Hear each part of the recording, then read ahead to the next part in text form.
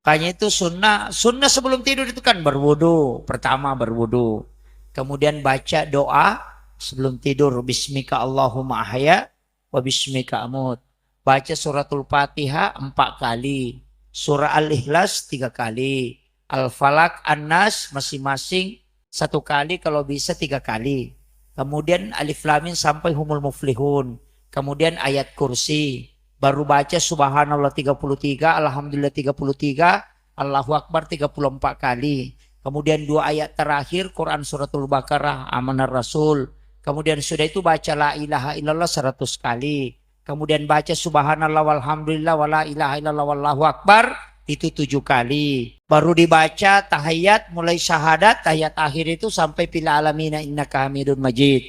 Baru dibaca Allahumma ghafiril muslimina wal muslimat wal mu'minina wal mu'minat al ahya'i minhum wal amwat. Kemudian baca al hakumut takasur 1 kali.